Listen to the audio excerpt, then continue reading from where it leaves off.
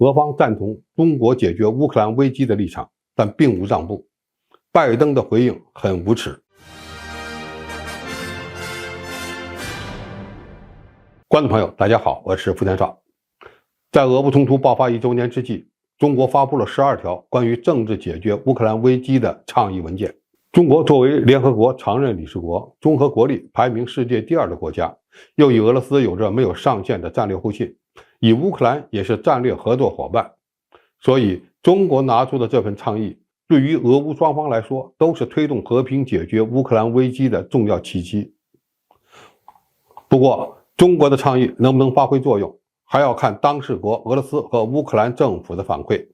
美国人的意见和做法也很重要。乌克兰方面表示，至少反对中国要求取消非联合国授权制裁的立场。在乌克兰看来，这些制裁措施是打击俄罗斯战争潜力的重要手段。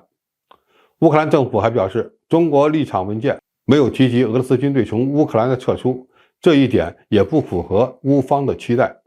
不过，乌克兰方面对中国提出的这份立场文件非常重视，泽连斯基甚至表示想与中国领导人进行面对面的会谈，拉拢中国向俄罗斯施压的动机比较明显。总体上看，乌克兰做出了比较正面的回应，但却让美国人受不了了。拜登声称，如果遵循中国的乌克兰和平立场，只会对俄罗斯有利，再看不出其他人能够从中获益。既然普京都赞同了，那么通过谈判解决一场对乌克兰而言完全不公平的战争，这一想法并不合理。别以为拜登说出这样无耻的话是老糊涂了，其言论说明了美国希望俄乌接着打下去的意愿，战火不息才符合美国的利益。那么俄罗斯真的对中国提出的和平倡议感到满意吗？俄罗斯方面的回应，从外交辞令的角度看，当面说的都是好话，但是本质上并没有做出让步，非常有技巧。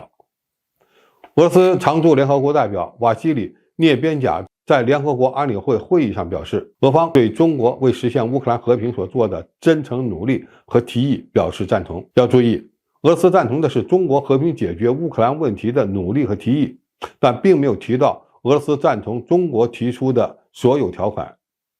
俄罗斯外交部在其网站上发表声明称，俄方高度赞赏中国为和平解决乌克兰冲突做贡献的愿望。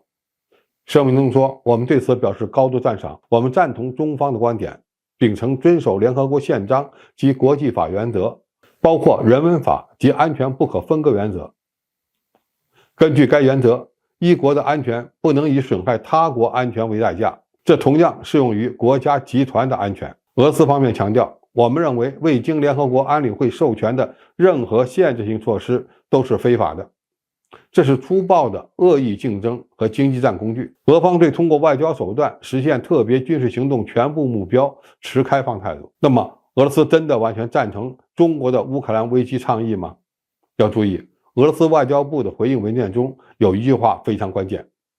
基辅政府应同意恢复其不结盟地位，并承认新的实际领土情况。前半句说的是乌克兰必须承诺不加入北约，保持中立国的地位。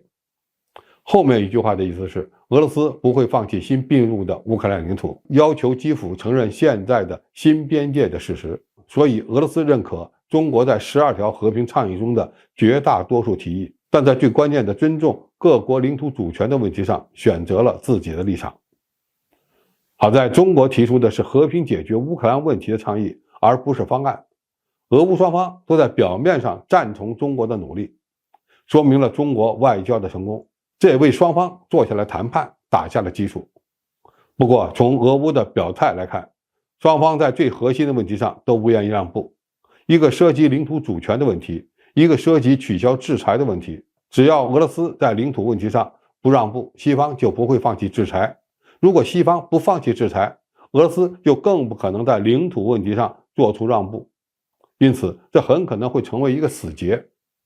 如果我们看清了政治解决乌克兰危机存在着很大困难的本质，就能明白中国提出关于政治解决乌克兰危机的中国立场的文件，苦口婆心的劝谈促和，的确是一场外交胜利。但是，在美国和俄乌双方仍寄希望于通过军事手段达成政治目的的当下，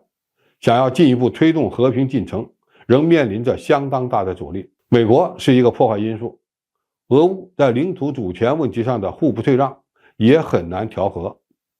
为此，需要国际社会继续努力。正确的做法是劝谈促和，而非火上浇油。好，今天评述就到这里，谢谢大家收看，我们下期再见。